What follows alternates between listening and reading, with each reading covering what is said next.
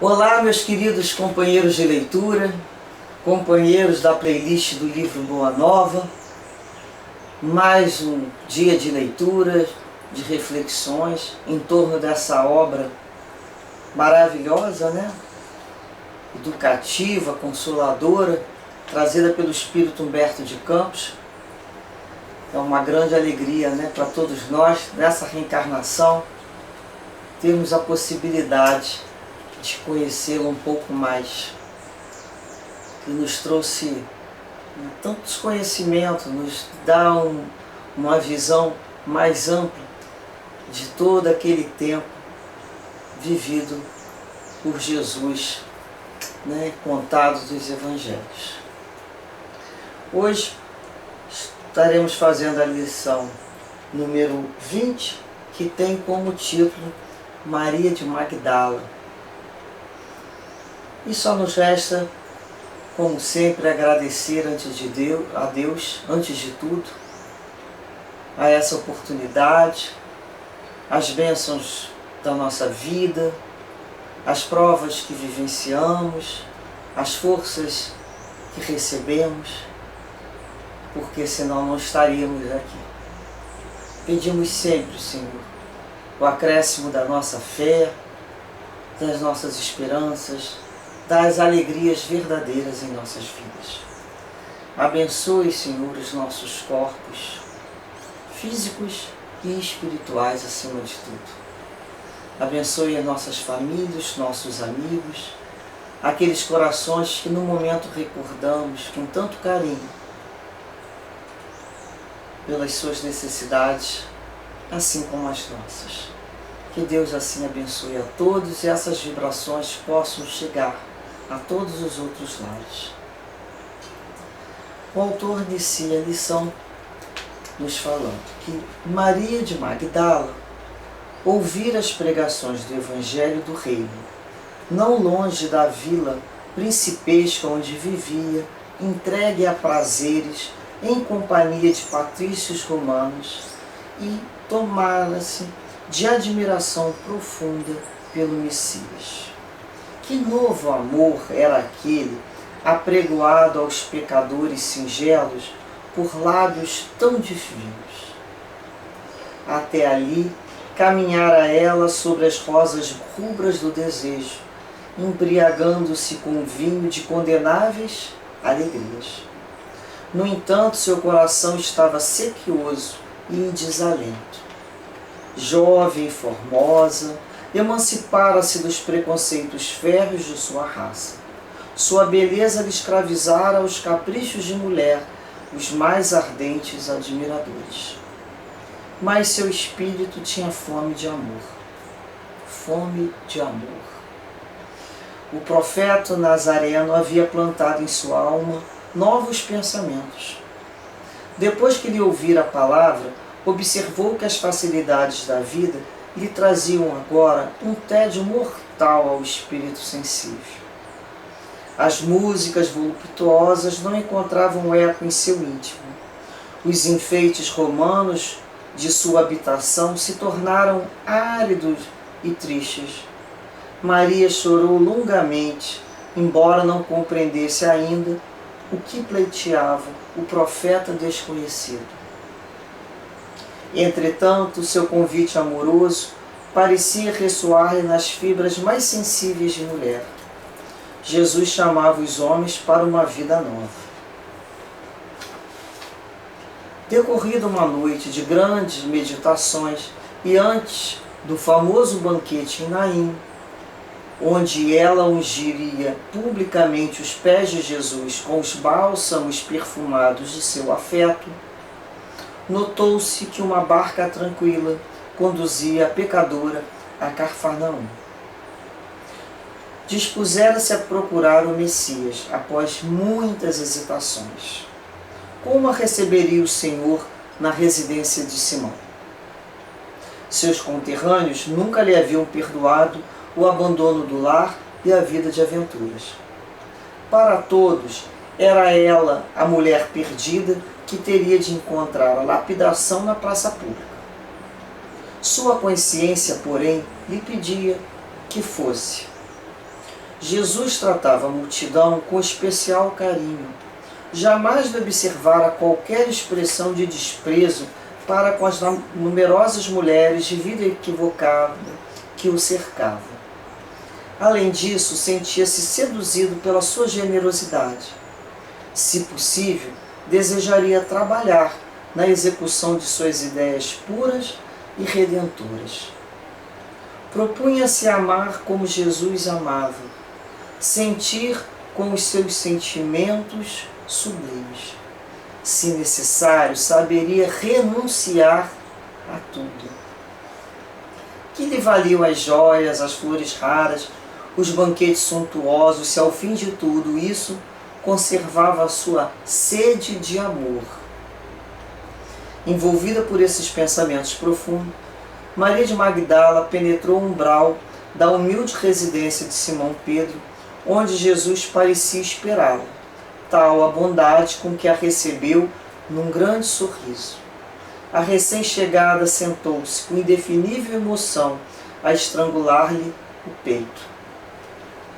Vencendo, porém, as suas mais fortes impressões, assim falou em voz súplice, feitas as primeiras saudações. Senhor, ouvi a vossa palavra consoladora e venho ao vosso encontro. Tendes a clarividência do céu e podeis adivinhar como tenho vivido. Sou uma filha do pecado. Todos me condenam. Entretanto, mestre, observai como tenho sede do verdadeiro amor. Sede do amor. Minha existência, como todos os prazeres, tem sido estéril e amargurada. As primeiras lágrimas lhe borbulharam dos olhos enquanto Jesus a contemplava com bondade infinita. Ela, porém, continuou. Ouvi o vosso amoroso convite ao Evangelho. Desejava ser das vossas ovelhas. Mas será que Deus me aceitaria? Olha essa questão aqui, né? Será que Deus me aceitaria? O profeta Nazareno fitou enternecido, sondando as profundezas do seu pensamento, e respondeu bondoso: Maria, levanta os olhos para o céu e regozija-te no caminho, porque escutaste a boa nova do reino e Deus te abençoa as alegrias. Acaso poderias pensar que alguém no mundo estivesse condenado ao pecado eterno? Muitas vezes, nossos raciocínios falhos acreditam que Deus não aceitaria, que estaria condenado a um eterno local de suplício, né? E ali colocado como um pecador eterno. Então, Jesus questiona, onde então o amor de nosso Pai? Ou seja, a sua misericórdia, a sua bondade, né? Nunca viste a primavera dar flores sobre uma casa em ruínas? As ruínas são as criaturas humanas, porém as flores são as esperanças em Deus. Sobre todas as falências e desventuras próprias do homem, as bênçãos paternais de Deus descem e chamam. Sentes hoje esse novo sol a iluminar-te o destino. Caminhe agora sob a luz, porque o amor cobre a multidão dos pecados. O amor cobre a multidão dos pecados, né? E a pecadora de Magdala escutava o mestre bebendo-lhe as palavras. Homem algum havia falado assim a sua alma incompreendida. Os mais levianos lhe pervertiam as boas inclinações, os aparentes virtuosos a desprezavam sem piedade. Engolfada em pensamentos confortadores e ouvindo as referências de Jesus ao amor, Maria acentuou levemente: No entanto, Senhor, tenho amado e tenho sede de amor. Sim, redarguiu Jesus, tua sede é real. O mundo viciou todas as fontes de redenção E é imprescindível compreender que em suas sendas a virtude tem de marchar por uma porta muito estreita. Geralmente, um homem deseja ser bom como os outros, ou honesto como os demais, olvidando que o caminho onde passam é de fácil acesso e de marchas sem edificações. A virtude no mundo foi transformada na porta larga da conveniência própria. Há os que amam os que lhe pertencem ao círculo pessoal, os que são sinceros com seus amigos, os que defendem seus familiares, os que adoram os deuses do favor.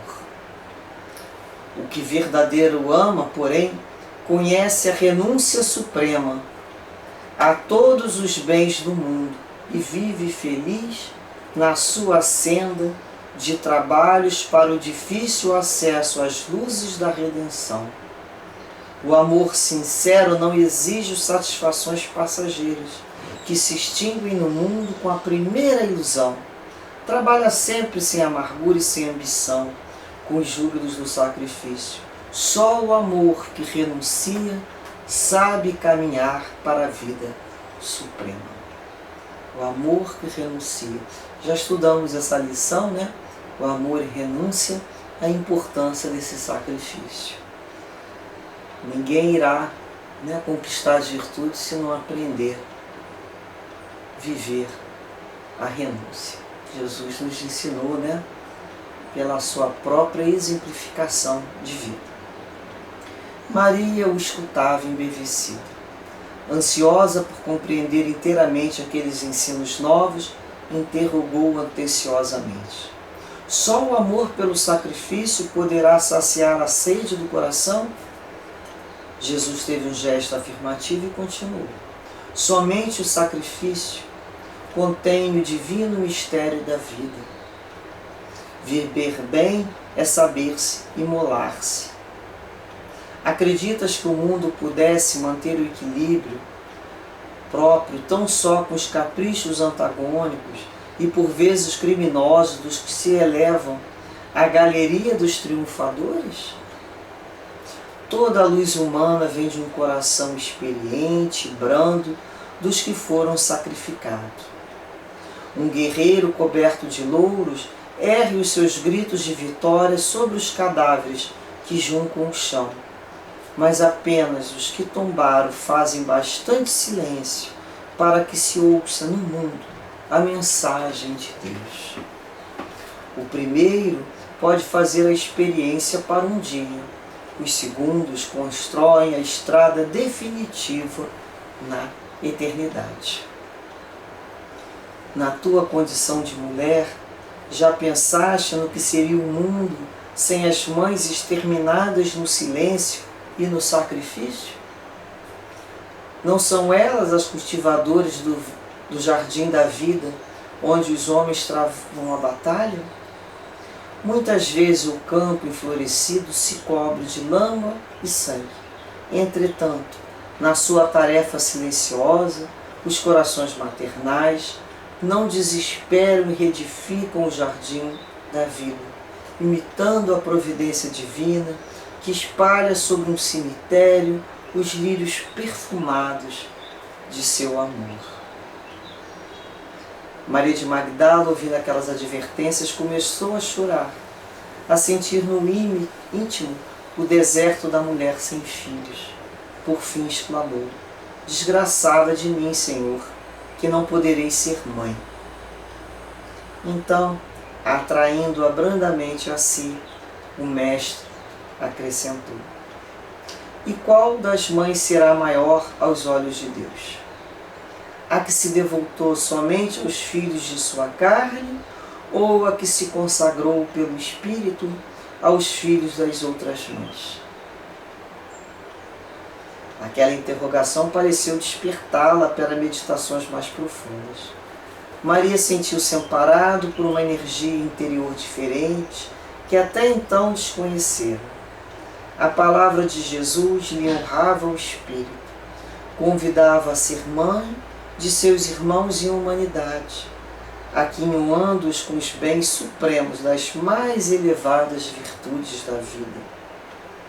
Experimentando radiosa felicidade em seu mundo íntimo, contemplou o Messias com os olhos nevoados de lágrimas e no êxtase de sua imensa alegria, murmurou comovidamente: Senhor, doravante renunciarei a todos os prazeres transitórios do mundo para adquirir o amor celestial que me ensinastes.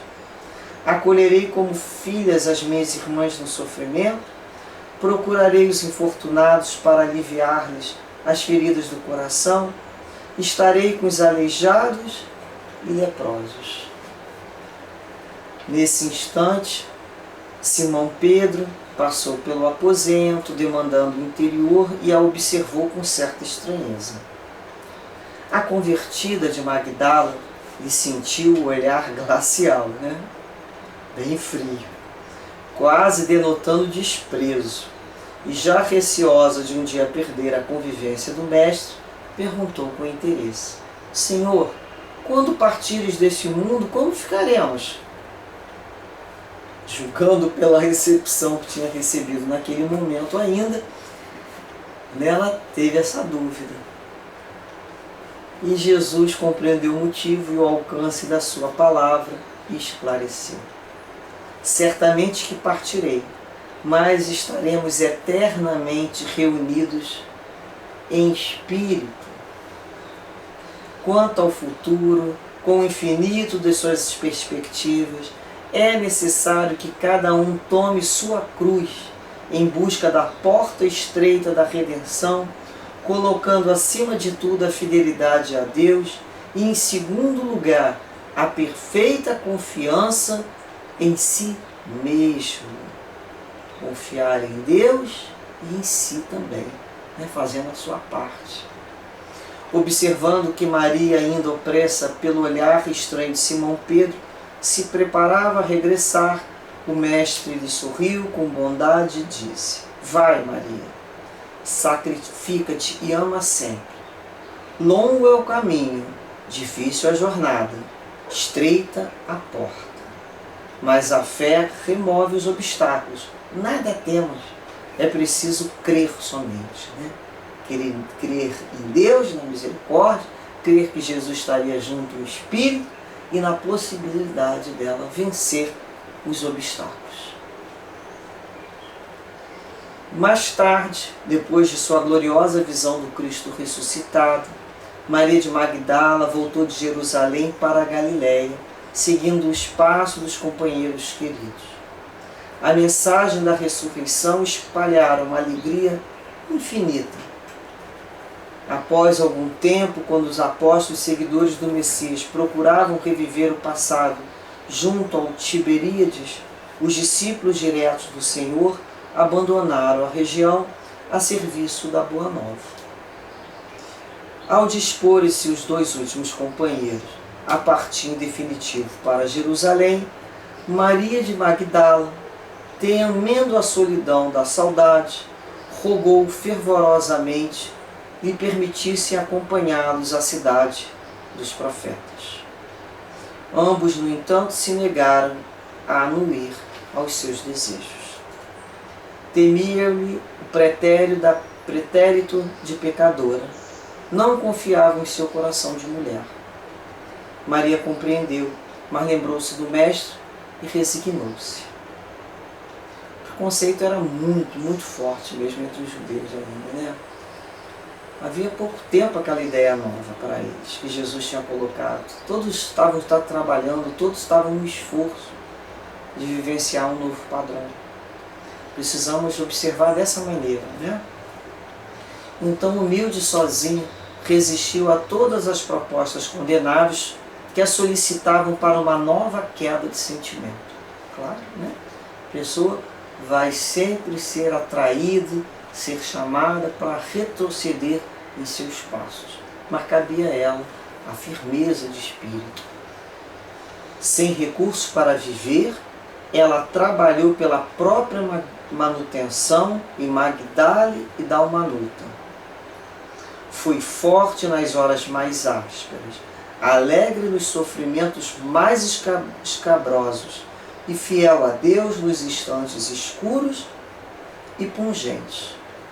De vez em quando ia às sinagogas, desejosa de cultivar a lição de Jesus, mas as aldeias da Galiléia estavam novamente subjugadas pela intransigência do judaísmo.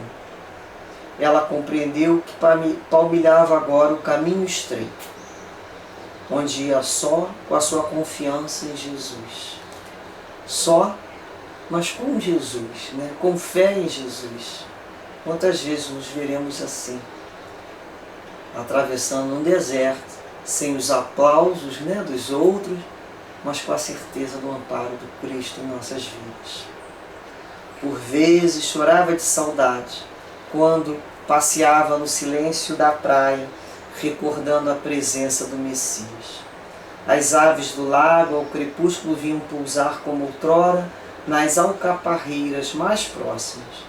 O horizonte oferecia, como sempre, o seu banquete de luz. Ela contemplava as ondas mansas e lhes confiava suas meditações. Certo dia, um grupo de leprosos veio a Dalmanuta. Procediam da Idumeia aqueles infelizes, cansados e tristes, em supremo abandono. Perguntavam por Jesus Nazareno, mas todas as portas se lhes fechavam. Maria foi ter com eles e, sentindo-se isolado, com amplo direito de empregar a sua liberdade, reuniu-os sob a árvore da praia e lhes transmitiu as palavras de Jesus, enchendo-lhe os corações das claridades do Evangelho.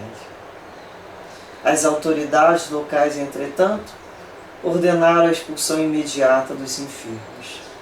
A grande convertida percebeu tamanha alegria no semblante dos infortunados, em face de suas fraternas revelações a respeito das promessas do Senhor, que se pôs em marcha para Jerusalém na companhia deles. Todo o grupo passou a noite ao relento, mas sentia-se que os júbilos do reino de Deus agora os dominavam. Todos se interessavam pelas descrições de Maria, devoravam-lhe as exortações, contagiados de sua alegria e da sua fé.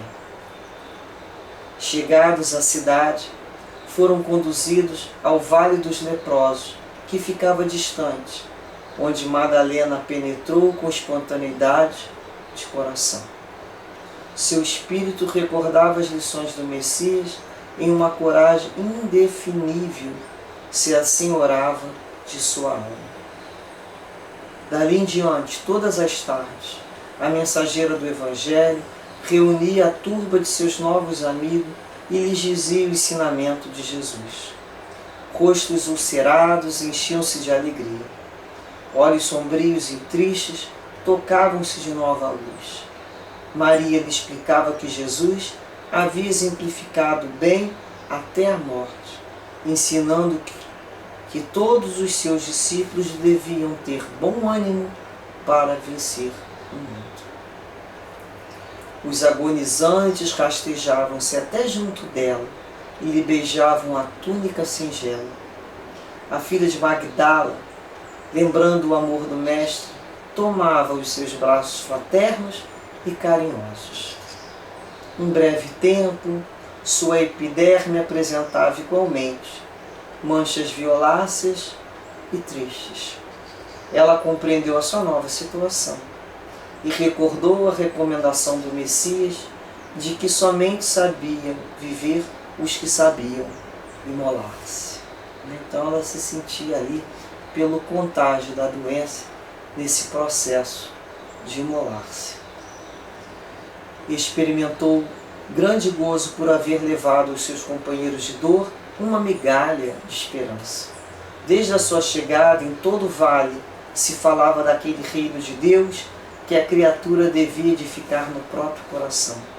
Os moribundos esperavam a morte com um sorriso ditoso nos lábios. Os que a lepra deformara ou abatera aguardavam bom ânimo nas fibras mais sensíveis. Sentindo-se ao termo de sua tarefa meritória, Maria de Magdala desejou rever antigas afeições do seu círculo pessoal que se encontravam em Éfeso. Lá estavam João e Maria, além de outros companheiros dos júbilos cristãos. Adivinhava que as suas últimas dores terrestres vinham muito próximas. Então, deliberou-se pôr em prática seu humilde desejo. Nas despedidas, seus companheiros de infortúnio material vinham suplicar-lhe os derradeiros conselhos e recordações. Envolveu-os no seu carinho, a emissário do Evangelho lhes dizia apenas: Jesus deseja intensamente que nos amemos uns aos outros e que participemos de suas divinas esperanças na mais extrema lealdade a Deus. Dentre daqueles doentes que ainda se equilibravam pelos caminhos e traziam fruto das esmolas escassas, e as crianças abandonadas vinham beijar-lhe as mãos. Na fortaleza de sua fé, a ex-pecadora abandonou o vale, através das estradas ásperas, afastando-se de misérrimas choupanas. A peregrinação foi-lhe difícil e angustiosa. Para satisfazer os seus intentos, recorreu à caridade, sofreu penosas humilhações, submeteu-se ao sacrifício. Observando as feridas pustulentas que substituíam sua antiga beleza, alegrava-se em reconhecer que seu espírito não tinha motivos para lamentações. Jesus a esperava e a sua alma era fiel. Realizada a sua aspiração por entre dificuldades infinitas, Maria achou-se um dia às portas da cidade, mas invencível abatimento lhe dominava os centros de força física. No justo momento de suas efusões afetuosas, quando o casario de Éfeso se lhe desdobrava à vista, seu corpo, ao quebrado, negou-se a caminhar. Modesta família de cristãos do subúrbio recolheu em uma tenda humilde. Caridosamente, Madalena pôde ainda rever amizades bem caras, consoante seus desejos. Entretanto, por largos dias de padecimento, debateu-se entre a vida e a morte. Uma noite, atingiram o auge as profundas dores que sentia. Sua alma estava iluminada por brandas reminiscências e, não obstante seus olhos se acharem selados pelas pálpebras entumecidas, via com os olhos da imaginação o lago querido, os companheiros de fé, o mestre bem-amado. Seu espírito parecia transpor as fronteiras da eternidade radiosa. De minuto a minuto ouvia-se-lhe um gemido surdo, enquanto os irmãos de crença lhe rodeavam o leito de dor, com as preces sinceras de seus corações amigos e desvelados. Em dado instante observou-se que seu peito não mais arfava. Maria, no entanto, experimentava a consoladora sensação de alívio. Sentia-se sob as árvores de Cafarnaum e esperava o Messias. As aves cantavam nos ramos próximos e as ondas sussurrantes vinham beijar-lhe os pés. Foi quando viu Jesus aproximar-se, mais belo que nunca. Seu olhar tinha o reflexo do sol e o semblante trazia um júbilo indefinível. O mestre estendeu-lhe as mãos e ela se prosternou, exclamando como antigamente: Senhor! Jesus recolheu-a brandamente nos braços e murmurou: Maria, já passaste a porta estreita, amaste muito, vem, eu te espero aqui. Que lição consoladora, né? Já passaste a porta estreita. Então nós vamos perceber aqui uma alma que vivia antes pelos prazeres, no pecado, vítima dos próprios preconceitos sociais, pela sua própria vida, como consequência da sua própria vida à margem, né? E ela vai buscar vencer essa sede de amor que ela trazia. Ela queria amar. E Jesus oferece para ela, né, essa possibilidade e demonstra que a misericórdia do Pai estaria para ela, assim como para todos. Mas que ela soubesse amar muito, passar pela porta estreita, vencer os obstáculos, sendo sempre fiel a Deus. E nós vamos reparar esse espírito dando a famosa guinada da vida, né? Tanto ela como Paulo de Tarso, né? Então, quantos outros eram neutros, não eram nem do pecado e nem de tantas virtudes, e se mantiveram ali. Ela não. Ela era aquele espírito ainda que trazia uma série de dificuldades e venceu aquelas algemas que eles eram. E soube passar e vencer os obstáculos. É uma lição muito linda, essa lição de Maria de Magdala, né? Muito linda.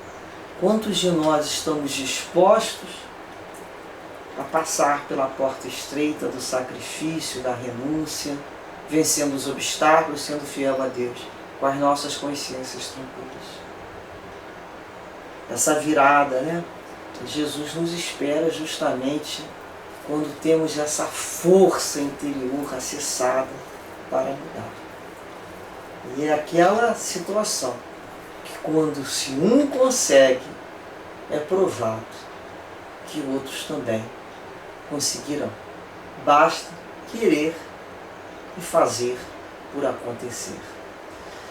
Que Deus assim, né, em sua misericórdia, nos ajude a vencer essas dificuldades que ainda possuímos, quebrar as nossas algemas com o passado, e encontrarmos dentro de nós sempre essa força de seguir Jesus pelas portas estreitas, da forma que Deus nos convidar, que a vida nos colocar para sermos úteis. A vida nos mostra o caminho que devemos percorrer. Que essa seja, sim, o nosso objetivo mais nobre da nossa vida. Que possamos, Senhor, entender sua vontade soberana e sábia em nossas vidas. Desejamos a todos muita paz com a certeza do amor do Cristo para todos nós. Graças a Deus.